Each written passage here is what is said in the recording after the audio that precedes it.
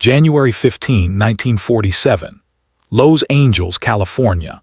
The morning air was cold and still over a vacant lot in Leimert Park.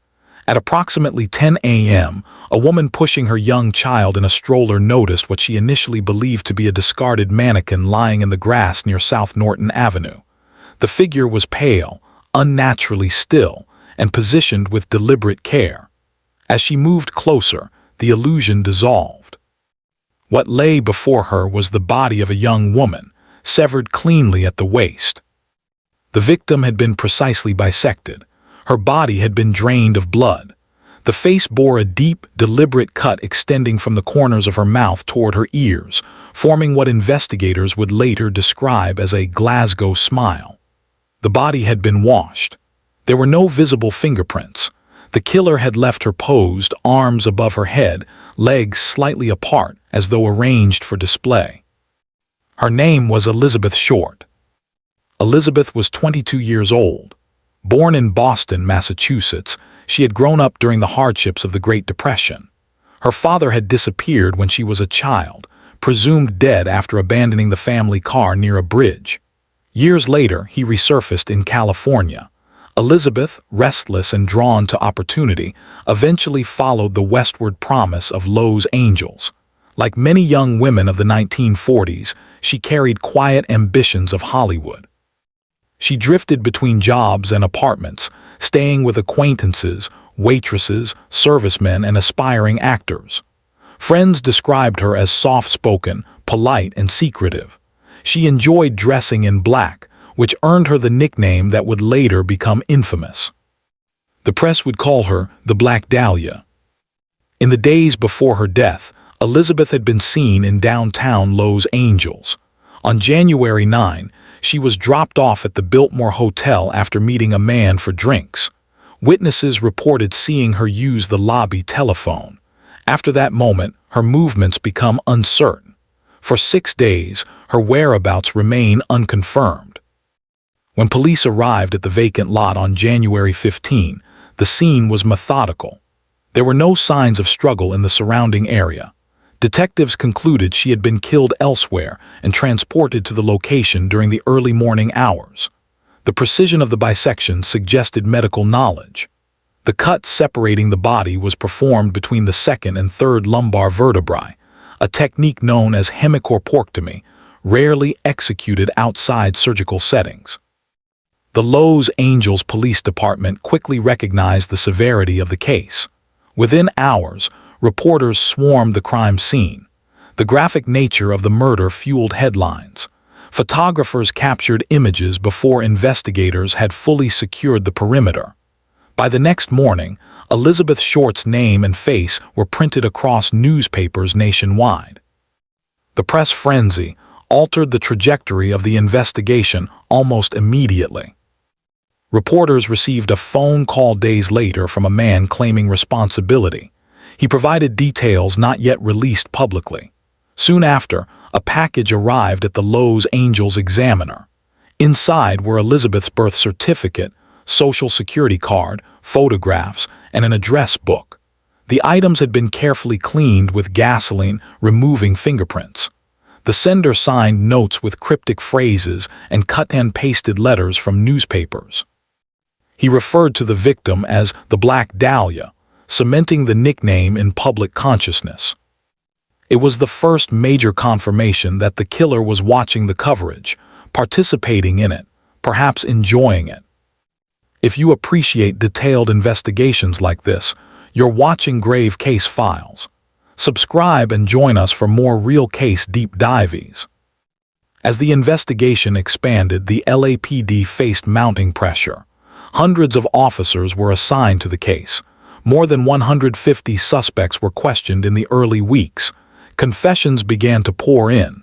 Some were from individuals seeking attention. Others were suffering from mental illness. Each confession required verification. None held. Detectives retraced Elizabeth's final days.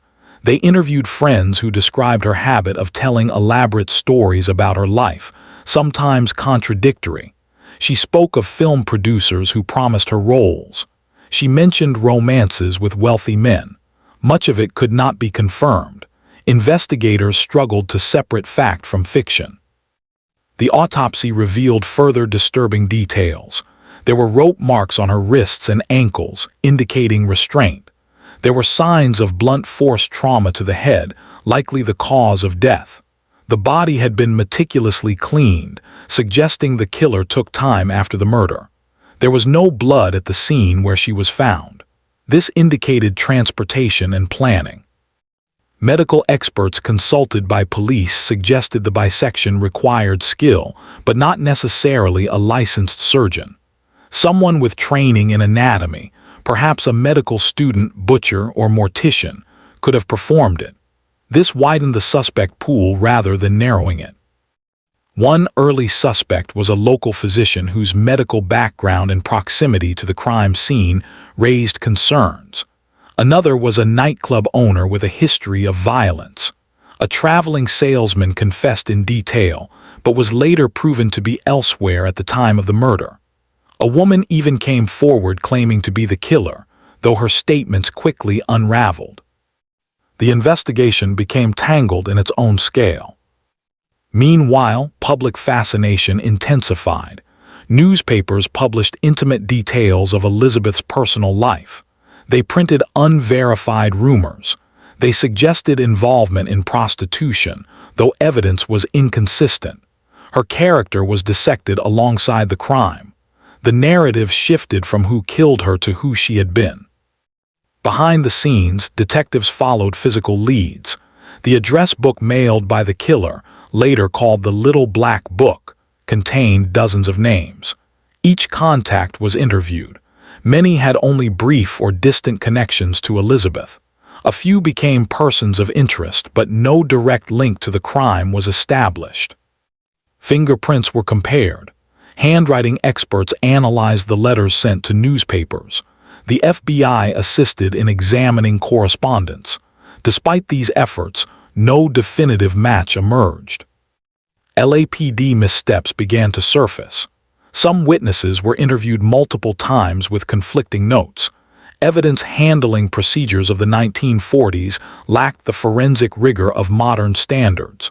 The crime scene had been contaminated by media presence. Important details may have been lost in the initial hours. As weeks turned into months, the intensity diminished. Leads grew colder. Suspects aged out of focus. The press moved on to other headlines, yet the case file remained open. In the decades that followed, the Black Dahlia murder would generate books, documentaries, and independent investigations. New suspects would emerge long after 1947. Some theories centered on doctors. Others implicated organized crime figures. A few accused individuals within law enforcement itself. None of these theories produced charges supported by conclusive evidence. Elizabeth Short was laid to rest in Oakland, California. Her grave became a site of quiet visitation, far removed from the spectacle that surrounded her death. Officially, the case remains unsolved. The vacant lot where her body was discovered no longer appears as it did that January morning. Houses now stand where police once measured distances and marked evidence flags. Traffic passes daily without recognition of what occurred there nearly 8 decades ago. The Black Dahlia murder endures not because of myth, but because of absence. No arrest, no trial, no verified confession. Only fragments of correspondence, fading witness memories, and a meticulously staged crime scene that offered precision without clarity. Somewhere in the archived files of the Los Angeles Police Department, evidence from 1947 remains cataloged. Photographs, reports, transcripts. Each document reflects an investigation shaped by its era, limited by technology, complicated by media, and burdened by public demand. Elizabeth Short left Massachusetts seeking opportunity. She found herself in a city defined by reinvention and illusion. In death, she became a symbol far removed from her ordinary routines and private hopes. The question that persists is not simply who committed the crime, but how someone carried it out with such calculated control, then disappeared into anonymity. There are no final words from the perpetrator, no courtroom record, no confirmed motive. Only a winter morning in Los Angeles, a vacant lot, and a case file that never closes. In the months that followed the discovery, the investigation did not end. It shifted. Detectives continued working the case quietly, away from the flashbulbs that had defined the first weeks. Tips still arrived daily at the Los Angeles Police Department. Some were handwritten letters. Others were late-night phone calls. A few came from individuals who claimed to have known Elizabeth Short intimately, offering fragments of memory that were difficult to verify. The city itself was changing. Post-war Los Angeles was expanding rapidly, neighborhoods stretching outward, populations increasing. Amid that growth, the Black Dahlia case remained a persistent shadow. Detectives revisited the timeline repeatedly, reconstructing Elizabeth's final known movements with increasing precision.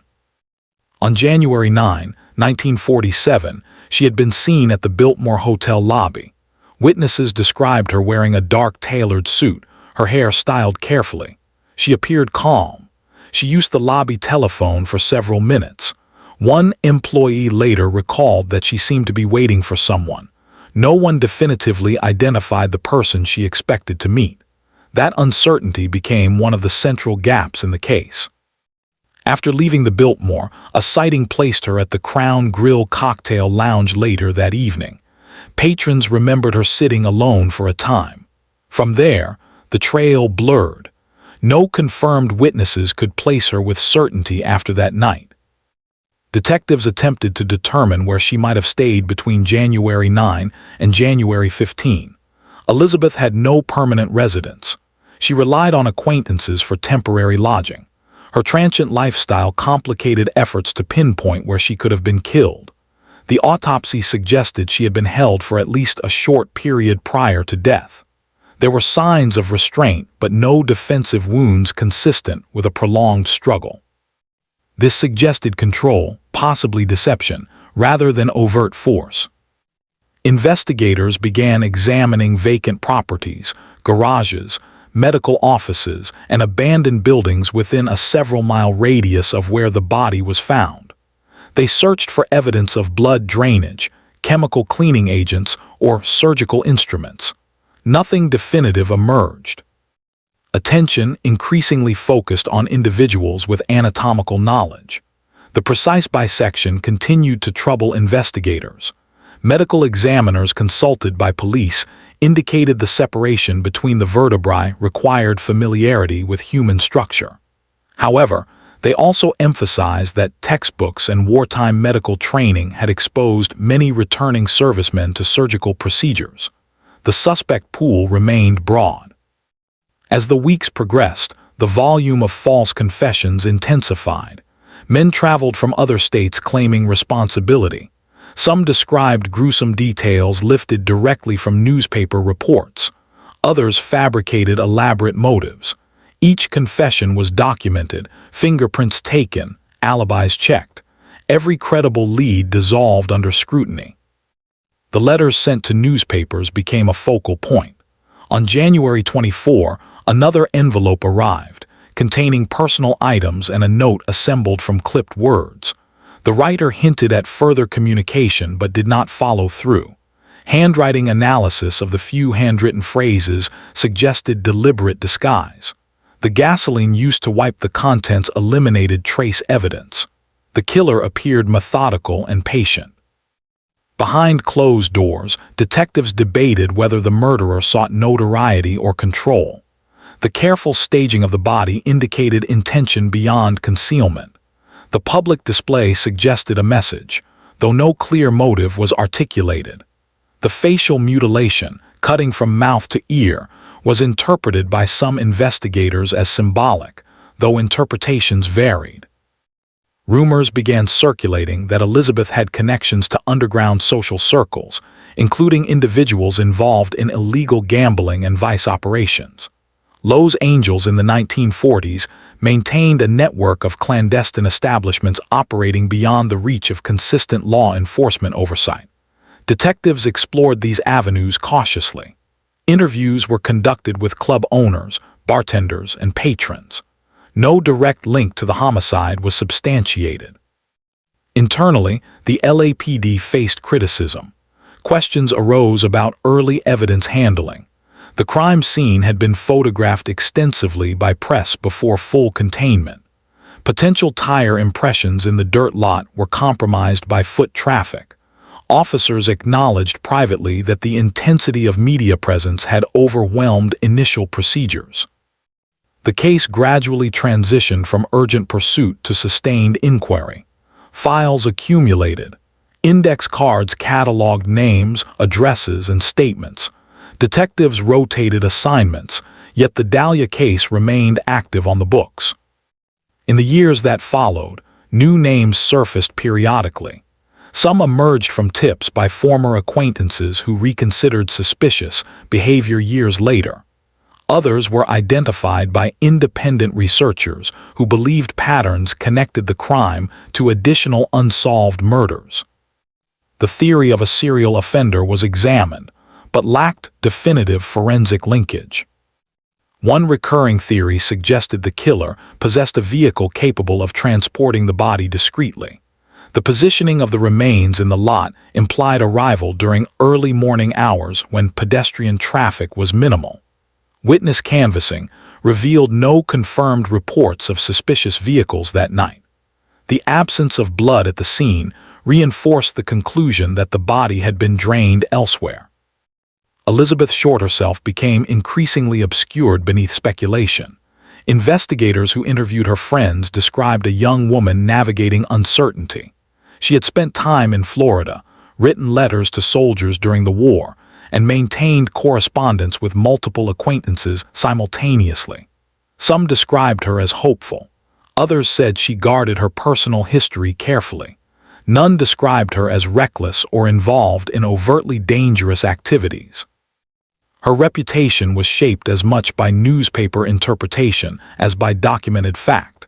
Sensational headlines implied scandal, yet official records showed limited evidence supporting claims of organized prostitution or criminal involvement. Detectives acknowledged privately that character rumors did little to advance the investigation. By the early 1950s, the Black Dahlia file had become one of the largest in department history. Advances in forensic science had not yet reached a point where preserved evidence could yield new conclusions. Fingerprinting technology had been exhausted.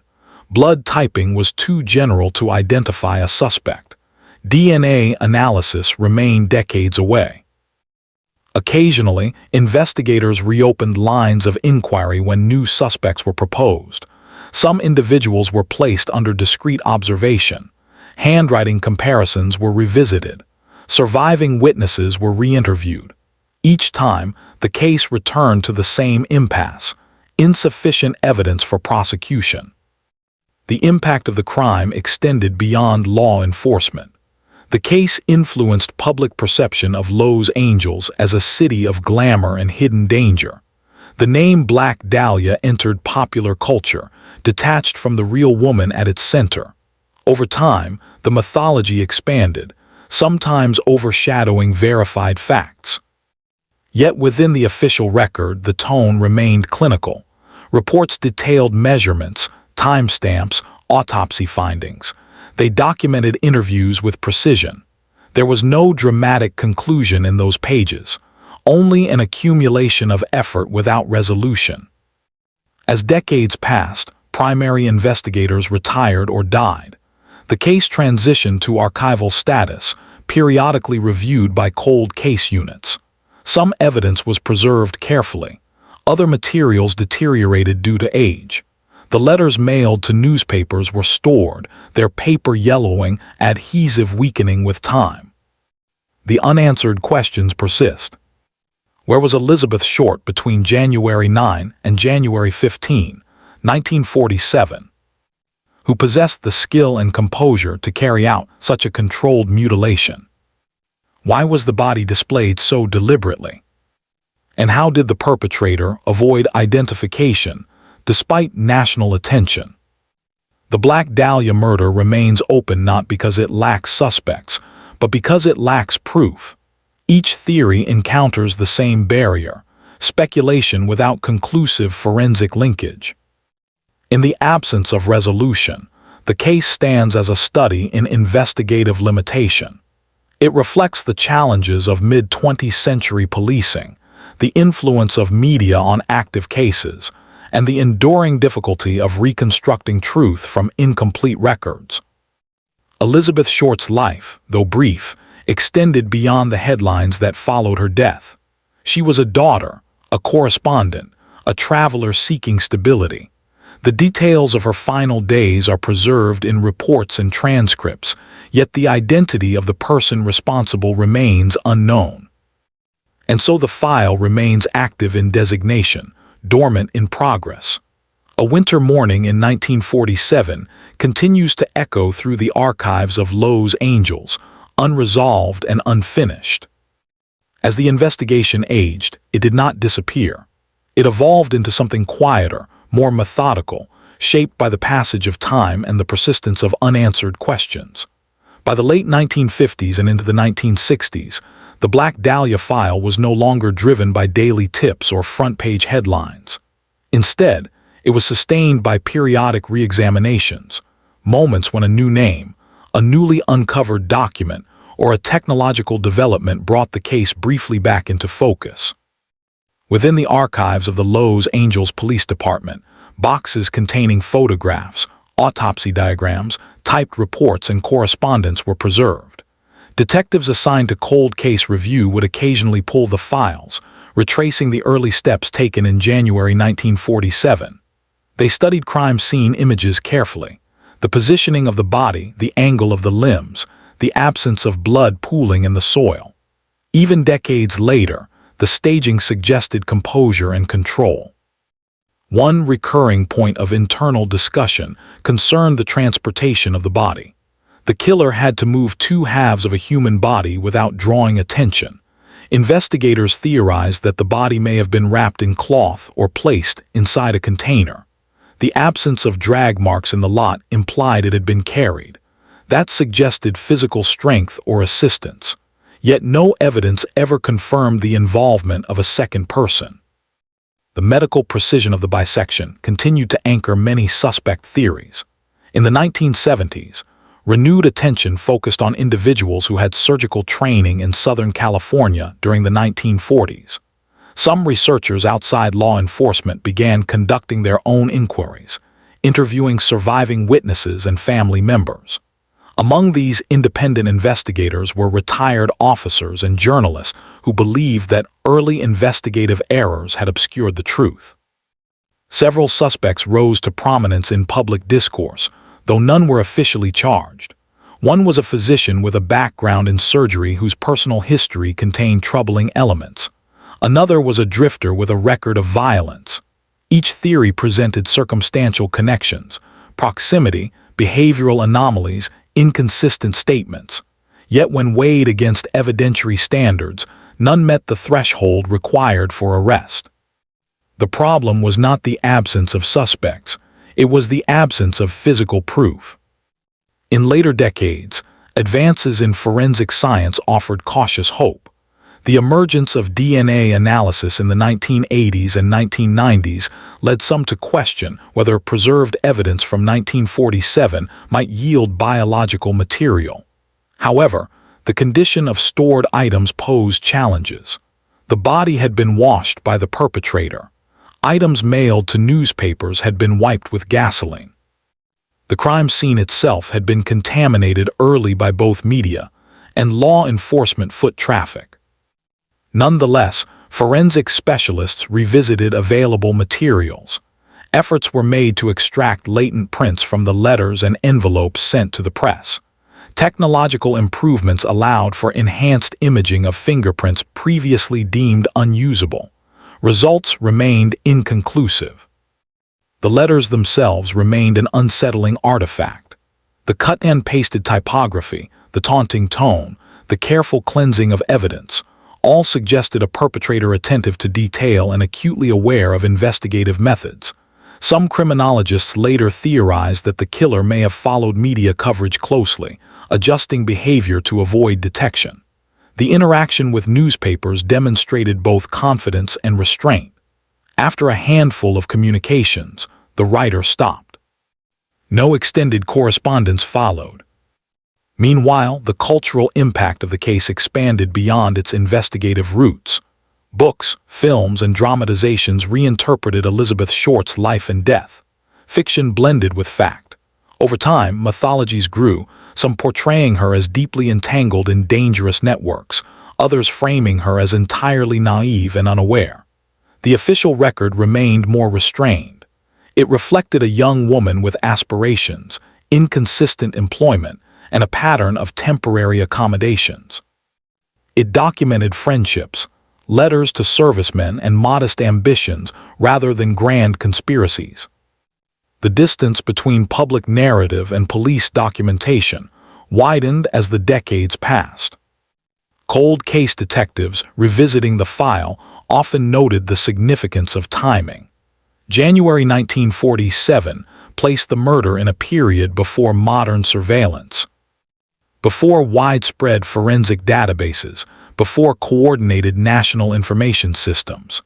Communication between jurisdictions relied heavily on mailed records and telephone calls.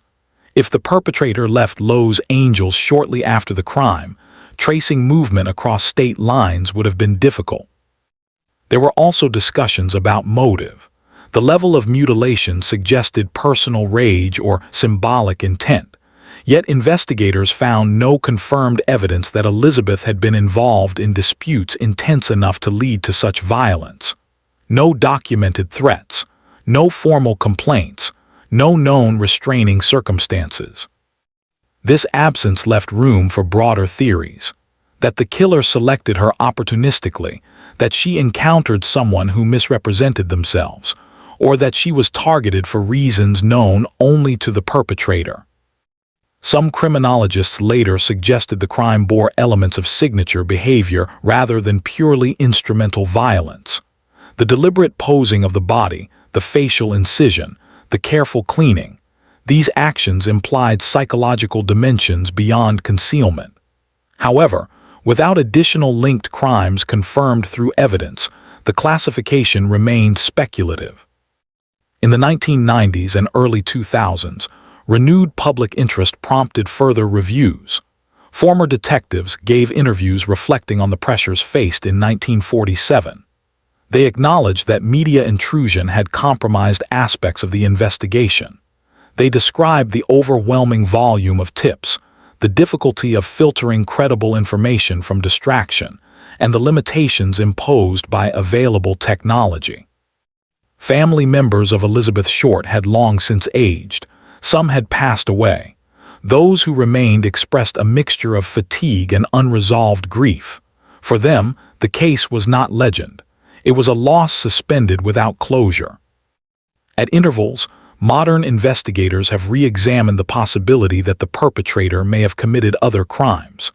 Comparisons were made with unsolved homicides involving mutilation in California during the mid-1940s. Patterns were analyzed. Timelines were cross-referenced. Yet establishing definitive linkage without preserved biological evidence proved elusive. The physical location where Elizabeth's body was discovered transformed over time. Residential development replaced the vacant lot. Children played in yards where detectives once measured distances. The landscape absorbed the memory quietly, without markers. Only archival photographs preserve the stark openness of that January morning. Within official records, the case remains classified as unsolved. The designation carries weight. It signifies that no individual has been formally held accountable. It acknowledges that despite extensive inquiry, certainty was never achieved. The endurance of the Black Dahlia case rests not solely on its brutality, but on its incompletion. The questions remain structurally intact. Who last saw her alive after she left the Biltmore Hotel? Where was she held? How did the perpetrator acquire both the privacy and time required to commit such an act? Why did no reliable witness observe the transportation of the body into a residential lot? Each generation revisits the file with new tools and perspectives, yet the foundational gaps persist. Elizabeth Short arrived in Lowe's Angels with modest hopes. She navigated a city defined by reinvention, where anonymity was both opportunity and vulnerability. Her final days remain partially obscured by inconsistent witness memory and lost time. The killer, if acting alone, demonstrated planning, anatomical familiarity, and confidence in avoiding detection. Whether he died unidentified, relocated beyond reach, or was questioned without sufficient evidence remains unknown. The case does not conclude with revelation.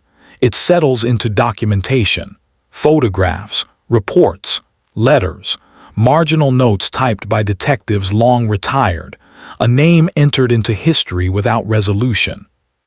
And so the file remains open in designation, suspended between past and possibility. By the time the case entered its third and fourth decades, the Black Dahlia investigation had become less an active pursuit and more a layered historical record.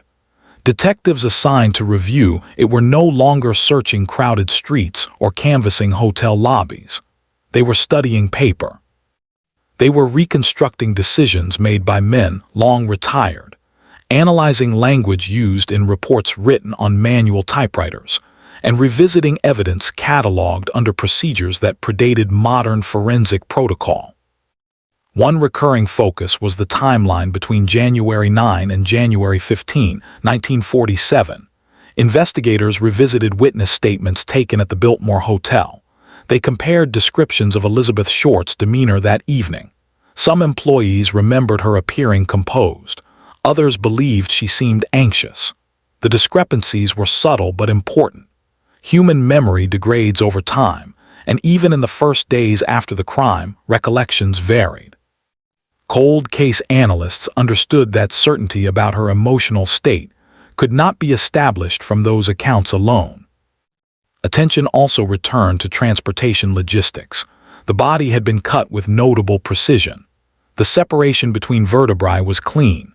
The incisions were deliberate. The draining of blood suggested an indoor location with access to water and privacy. Detectives theorized about garages, medical offices, basements, and vacant commercial properties.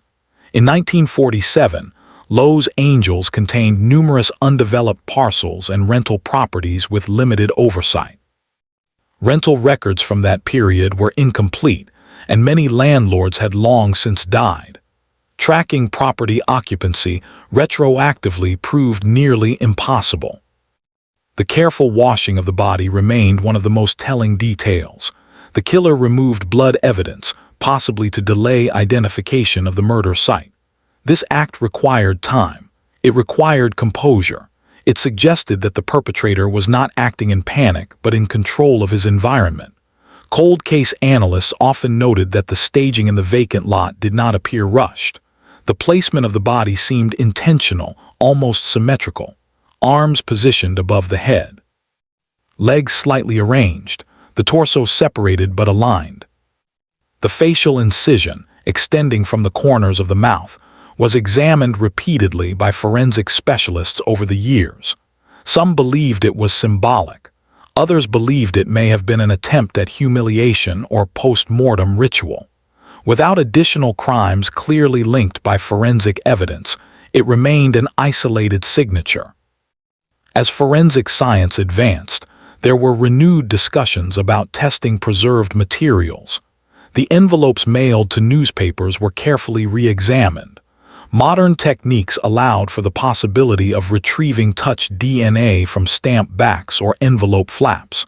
However, degradation over decades, combined with unknown handling conditions, limited viability. In some instances, chain of custody documentation from the 1940s lacked the rigor expected in later years, raising questions about contamination. Investigators also reconsidered the hundreds of suspects interviewed in the immediate aftermath. Many had been dismissed for lack of evidence. Others had died before follow-up inquiries could be conducted. In some cases, Archived interrogation notes revealed inconsistencies that had not been fully explored at the time. Yet revisiting those inconsistencies decades later proved difficult without living witnesses to clarify them. One theory that resurfaced periodically suggested the possibility of a socially connected perpetrator, someone insulated by status or influence. Lowe's Angels in the 1940s contained networks of entertainment figures, medical professionals, and business owners who operated within overlapping circles. However, documentation supporting any coordinated cover-up has never been substantiated in official records. The persistence of such theories reflects the vacuum created by the absence of resolution. Another investigative thread explored the possibility that Elizabeth Short had been targeted not for who she was, but for opportunity. Her transient living arrangements meant that her absence might not be immediately reported. She moved between acquaintances. She did not maintain steady employment or a long-term lease. A perpetrator seeking vulnerability may have recognized that her disappearance could go unnoticed for days. Cold case detectives often emphasize that opportunity can intersect with preparation. The precision of the dismemberment suggests forethought, but the selection of the victim may have been situational. There is no definitive evidence that Elizabeth had an established relationship with her killer. No verified correspondence ties her directly to a suspect in the final week of her life. The press coverage in 1947, while instrumental in generating leads, also introduced distortions. Sensational language shaped public perception. Rumors regarding Elizabeth's personal life were amplified without corroboration. Modern reviews of archived articles reveal inconsistencies between newspaper narratives and police documentation. This divergence complicated later attempts to separate fact from embellishment. Within the files of the Federal Bureau of Investigation, correspondence with local authorities reflects early federal involvement in analyzing the mailed letters. Agents compared handwriting samples from known offenders and military personnel. They examined the construction of the cut-and-paste notes. Despite thorough comparison, no conclusive matches were identified. The cooperation underscores the national attention the case received, yet also illustrates the limitations of investigative tools available at the time. As decades passed, independent authors and former investigators published books presenting named suspects. Some arguments relied on circumstantial proximity. Others emphasized psychological profiling retroactively applied. In a few instances, family members of proposed suspects disputed allegations publicly. The absence of prosecutable evidence allowed these theories to circulate without formal adjudication. Cold case methodology emphasizes objectivity. Detectives reviewing the Dahlia file are trained to approach it without attachment to any single theory. They assess what is provable. They analyze physical evidence, documented timelines, and verified witness statements. The core challenge remains unchanged: the lack of direct forensic linkage tying any individual to the homicide. The case also highlights structural realities of mid-20th century policing. Crime scene containment procedures were evolving. Media boundaries were less defined. Interdepartmental databases did not exist. Fingerprint comparison required manual cross-referencing. Blood typing could exclude suspects but rarely identify them uniquely. These constraints shaped the trajectory of the investigation from the outset. Elizabeth Short's identity as a person often recedes behind the notoriety of the case.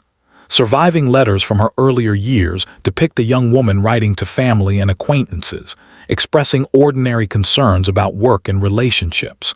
She had traveled between Massachusetts, Florida, and California. She had endured family instability. She sought independence.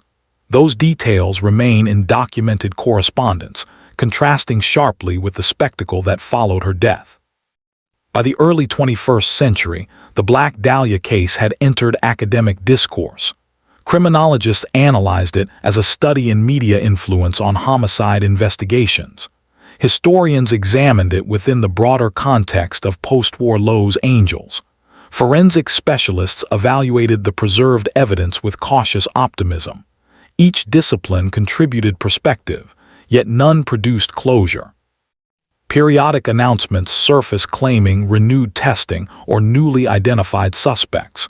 Each claim generates temporary attention, yet official statements consistently reaffirm the same conclusion. No arrest has been made, and no suspect has been charged based on evidence meeting legal standards.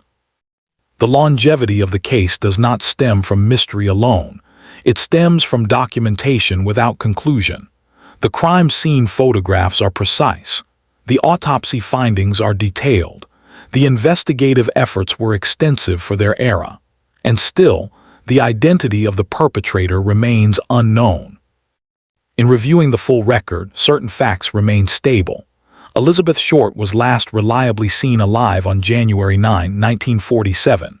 Her body was discovered January 15 in a residential lot. She had been killed elsewhere.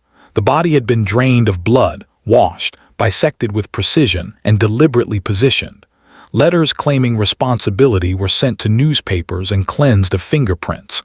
Hundreds of suspects were questioned. None were charged. Beyond those fixed points lies uncertainty. The Black Dahlia case endures as an open file not because of inactivity, but because of evidentiary insufficiency. Each generation re-examines it with improved tools and renewed attention. Yet the foundational gap persists. No definitive proof tying a specific individual to the act. Somewhere within the layered archives of Los Angeles law enforcement, the file remains cataloged. Pages aged, photographs preserved, correspondence sealed in protective sleeves. It stands as a record of effort and limitation, of methodical inquiry constrained by time and circumstance. Elizabeth Short's life ended in a vacant lot on a winter morning. The person responsible stepped away without identification. The city continued to grow. The headlines faded. The investigation persisted quietly, transitioning from active pursuit to enduring question. And so the narrative does not conclude with revelation. It rests in suspension, documented, revisited, analyzed, but unresolved. As the case moved further into the modern era, its weight shifted from active pursuit to preservation. The responsibility was no longer to chase a fleeing suspect, but to safeguard what remained: evidence, documentation, and the integrity of facts that had survived nearly 8 decades. Cold case investigators reviewing the Black Dahlia file often begin not with speculation, but with elimination. They revisit what can be stated with certainty and separate it from what has grown through repetition. Over time, retelling can subtly alter perception. Details emphasized in media may feel foundational, even when they were never conclusively established. Detectives trained in contemporary standards approach the file with disciplined restraint. One of the most persistent analytical efforts has focused on victimology. Understanding Elizabeth Short's routines, social patterns, and vulnerabilities remains central. She moved frequently between temporary residences. She maintained casual acquaintances with servicemen and civilians. She had limited financial stability. Yet there is no confirmed record placing her in sustained conflict with any individual. That absence complicates motive analysis. Crimes of this nature often involve personal escalation or symbolic fixation. But without documented disputes or threats, motive remains inferred rather than demonstrated. Another continuing question concerns the controlled environment required for the post-mortem procedures. The draining of blood and the precise separation of the torso required time, privacy, and access to water. Analysts have theorized that the location may have been a structure where noise would not raise suspicion, perhaps a standalone property or a facility active during nighttime hours. However, Los Angeles in 1947 contained numerous such spaces. Records of occupancy, especially in lower-income or industrial districts, are incomplete. Even if investigators could identify a likely building, proving its connection to the crime decades later would require evidence that no longer exists. The letters mailed to newspapers remain among the most tangible artifacts. Forensic laboratories have periodically re-examined them using enhanced imaging and trace analysis. Investigators explored whether microscopic fibers, saliva residue from stamps, or latent biological material could be extracted. The challenge lies not only in degradation but in historical handling. In 1947, preservation standards were less stringent.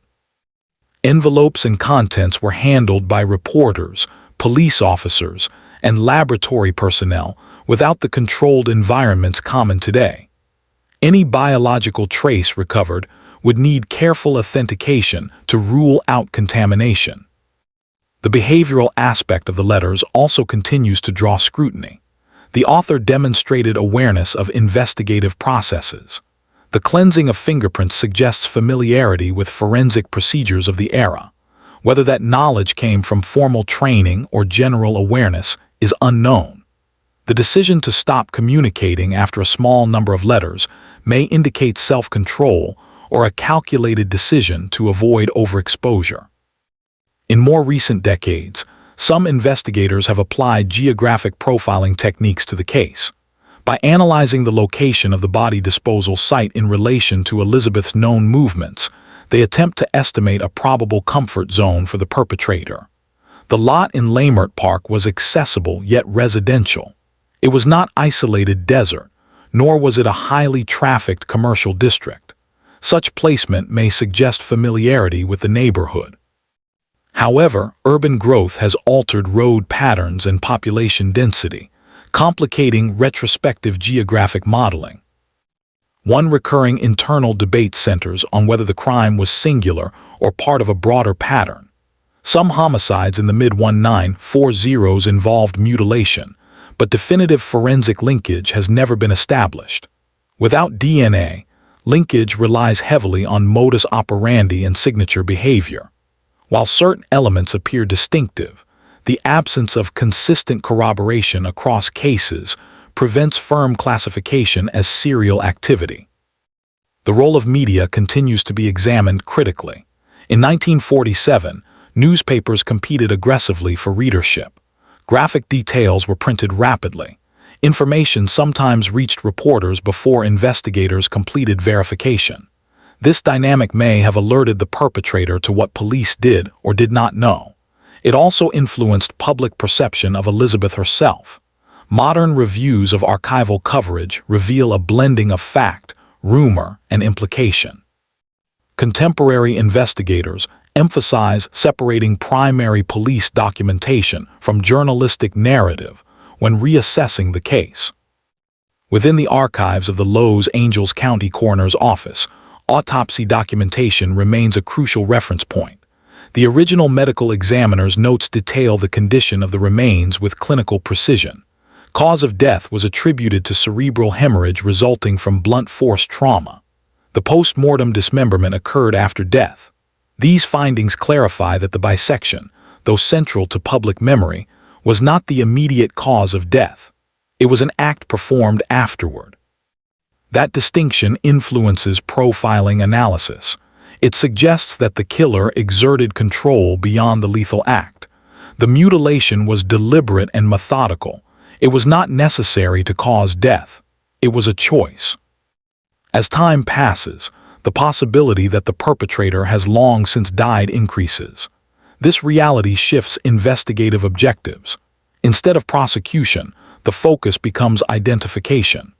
Cold case units sometimes collaborate with genealogical researchers when biological evidence is available.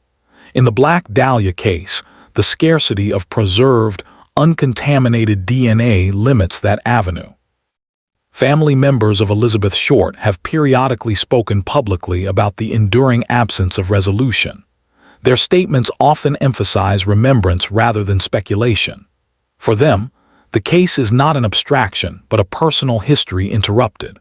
Over decades, anniversaries of January 15 prompt renewed coverage, brief spikes in public attention, and fresh declarations of commitment from law enforcement agencies. The case also serves as instructional material within policing institutions. It illustrates the impact of crime scene management, media coordination, and documentation standards. Modern recruits study it not solely as an unsolved mystery, but as a lesson in investigative evolution. Despite technological advances, certain elements remain unchanged. There is no verified eyewitness who saw Elizabeth in the company of her killer in the final hours. There is no documented rental agreement definitively placing her in a holding location.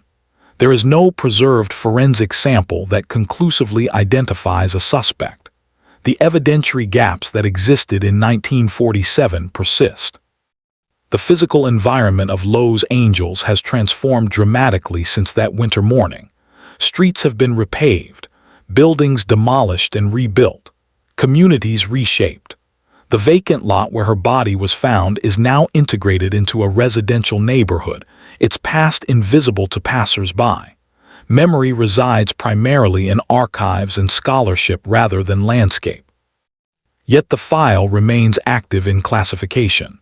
Law enforcement agencies periodically affirm that should credible evidence emerge, it would be pursued. The passage of time does not formally close homicide cases in California.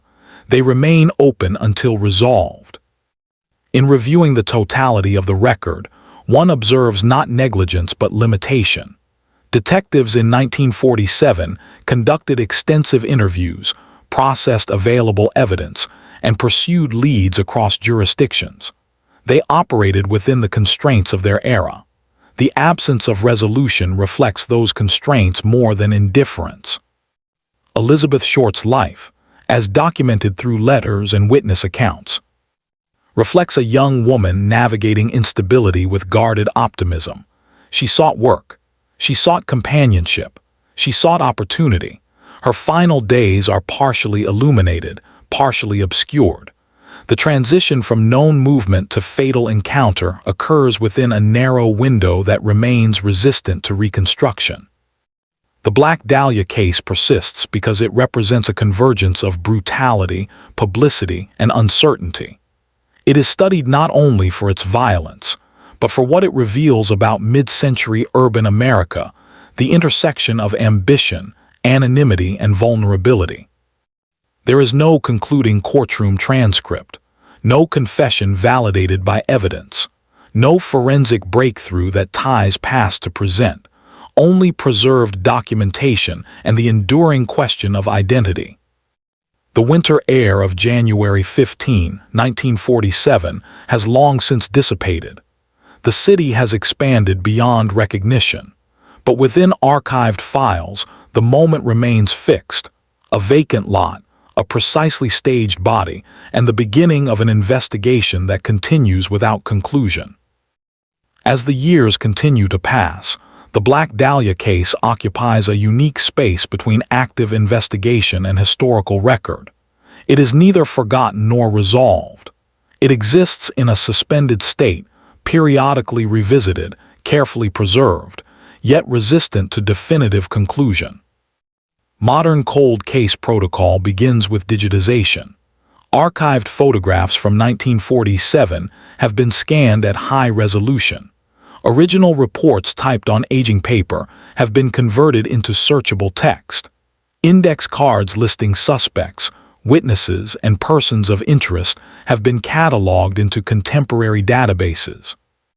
This process does not create new evidence, but it allows investigators to cross-reference information with greater efficiency than was possible in the mid-20th century. Names that once sat isolated in filing cabinets can now be compared against broader criminal records, military service documents, and national databases. Patterns that were invisible in 1947 become easier to detect when integrated into modern systems.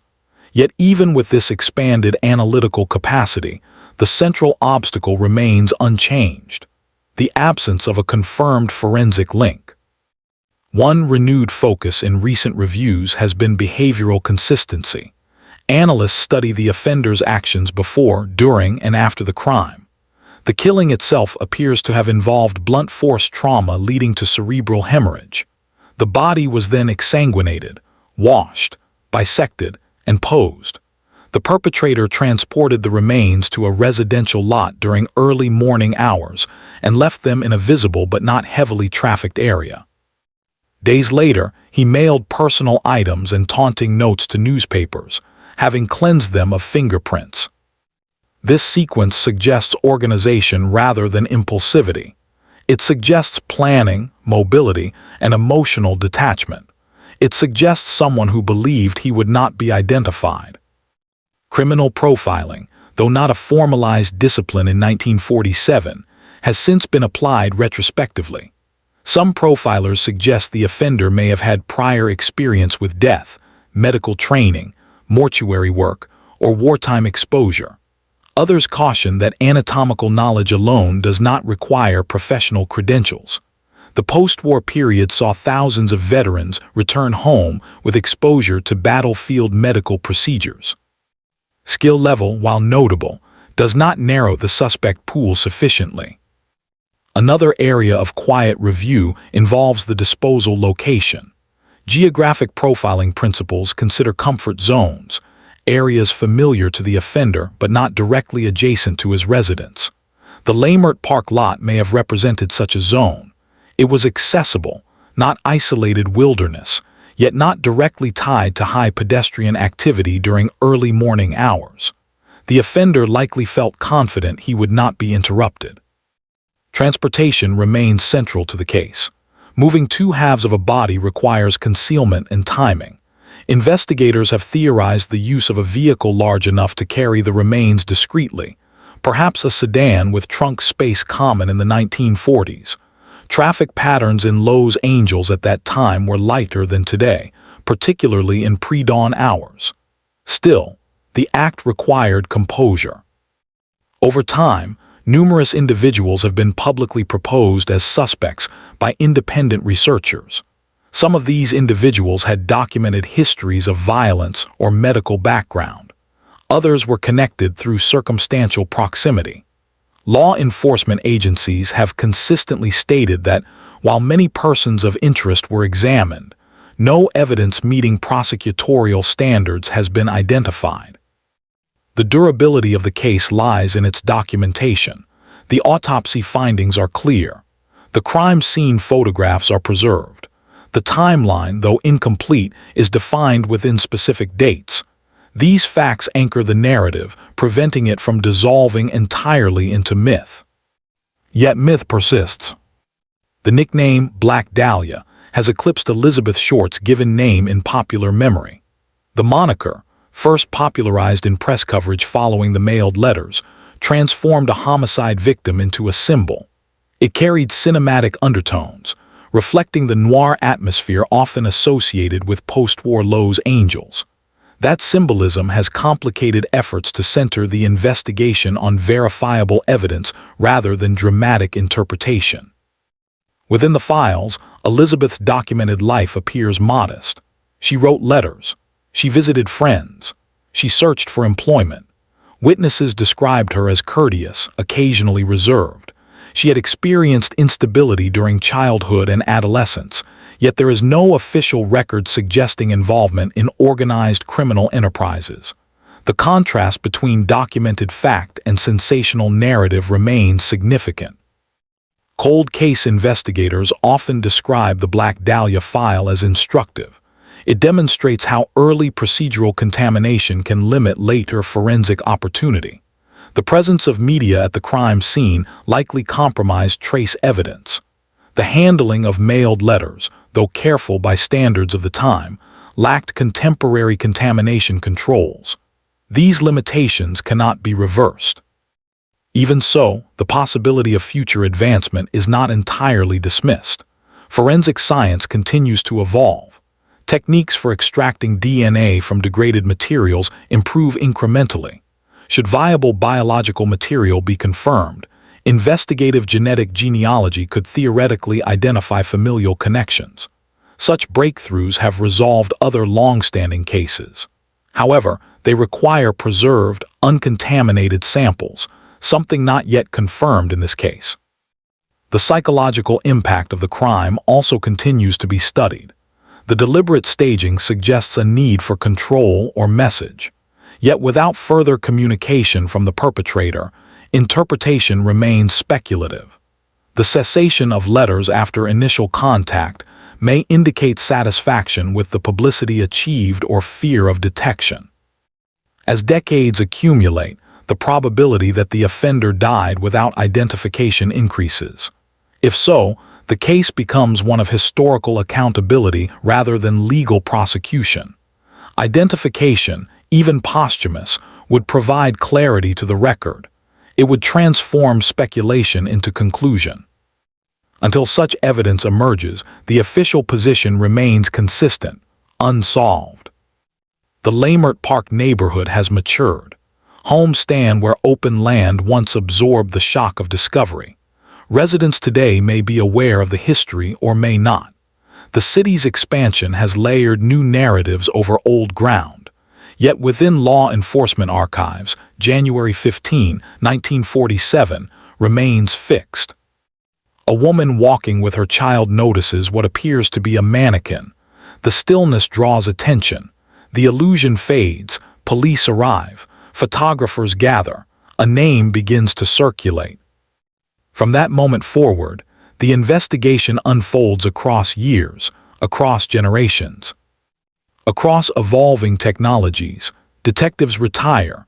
New investigators inherit the file. Analysts apply fresh methodologies. Writers revisit the story. Scholars examine its cultural resonance. And still, the central absence remains. No verified eyewitness account of her final companion. No documented location of the killing site. No confirmed forensic match. No courtroom record. Only a carefully staged scene, preserved photograph, and a file that endures. The Black Dahlia case does not end. It persists, not in dramatic revelation but in steady documentation. Each review reaffirms the same reality. Evidence defines truth, and in this case, evidence stops short of identification. Elizabeth Short's life ended in winter light. The questions surrounding her death continue in measured silence, the final phase of any long unsolved case. Attention often turns inward, not toward suspects, but toward the investigation itself. The Black Dahlia file, reviewed repeatedly across generations, has become a study in how truth can narrow while certainty remains out of reach. Modern investigators emphasize that what survives is not mystery but structure. The known facts form a fixed frame. Elizabeth Short was killed sometime after the evening of January 9, 1947. She was discovered on the morning of January 15 in a residential lot in Los Angeles. Her body had been drained of blood, washed, bisected with anatomical precision, and posed. The fatal injury was blunt force trauma to the head. The mutilation occurred post-mortem. Personal items were mailed to newspapers, deliberately cleaned to remove trace evidence. No arrest followed. Everything beyond that frame remains conditional. Cold case analysts are trained to resist narrative temptation. Over time, repetition can create false solidity. A rumor repeated often enough can feel factual. A theory cited frequently can acquire authority without evidence. In the Black Dahlia case, this risk is constant. The volume of books, documentaries, and speculative claims has far exceeded the volume of verified material. This imbalance is itself instructive. Investigators reviewing the file often note how little direct interaction exists between Elizabeth Short and any confirmed suspect in the final days of her life. There are no authenticated letters arranging a meeting, no diary entries indicating fear or anticipation, no verified witness who saw her leave with a specific individual after January 9. The transition from public visibility to fatal isolation occurs quietly, without documentation. That silence may be the most significant feature of the case. The killer exploited it. By choosing a victim whose movements were not rigidly tracked, whose housing was temporary, and whose absence might not be immediately reported, the perpetrator created time. Time to kill, time to clean, time to transport, time to disengage. When Elizabeth did not return to any fixed residence, there was no immediate alarm. Days passed. That window cannot be recovered. Investigators also reflect on the restraint shown after the crime. Despite the brutality, there was no continued campaign of communication, no extended correspondence, no escalating taunts. The letters stopped. Whether this indicates satisfaction, fear, or calculation remains unknown, but it does suggest discipline. The perpetrator did not overexpose himself. In homicide analysis, restraint after an act of extreme violence often signals a desire to retain control. The killer acted, communicated briefly, then withdrew. That withdrawal is one reason the case has resisted resolution. From a legal standpoint, the absence of prosecution does not imply absence of effort. Thousands of hours were spent interviewing witnesses, verifying alibis, tracing correspondence, and consulting specialists. The file expanded to thousands of pages. What it lacks is not inquiry but convergence. No single suspect intersects all critical points: opportunity, capability, proximity, and evidence. As years pass, the investigative goal subtly shifts. Justice, in the traditional sense, becomes less likely. Accountability becomes historical rather than judicial. Identification, even without trial, would alter the record. It would replace speculation with fact. Until then, the case remains defined by its negative space, what is missing rather than what is known. Elizabeth Short's name persists in archives and cultural memory, but her daily life was ordinary. She wrote letters. She waited in hotel lobbies. She moved between addresses. She trusted people. Her death was extraordinary not because of who she was, but because of how it was carried out and how completely the perpetrator disappeared afterward. The Black Dahlia case continues to be cited in training, scholarship, and investigative review not as an unsolvable puzzle, but as a reminder of limits. Limits of technology, limits of memory, limits imposed by time. Every re-examination returns to the same conclusion. Without new evidence, the answers cannot advance beyond probability. And so the case remains open in status, closed in motion. A body discovered on a winter morning, a city awakened to spectacle, an investigation stretched across decades. No final suspect named, no trial transcript written, no confession verified. Only a file that endures, waiting for something that may never come. The Black Dahlia murder does not end with resolution. It ends, repeatedly, with review, careful, restrained, and unresolved. January 15, 1947, began as an ordinary winter morning in Los Angeles. By midday, it had become one of the most enduring homicide investigations in American history. Elizabeth Short was 22 years old. She left behind letters, acquaintances, and fragments of a life still forming. What remains in official record is not legend, but documentation.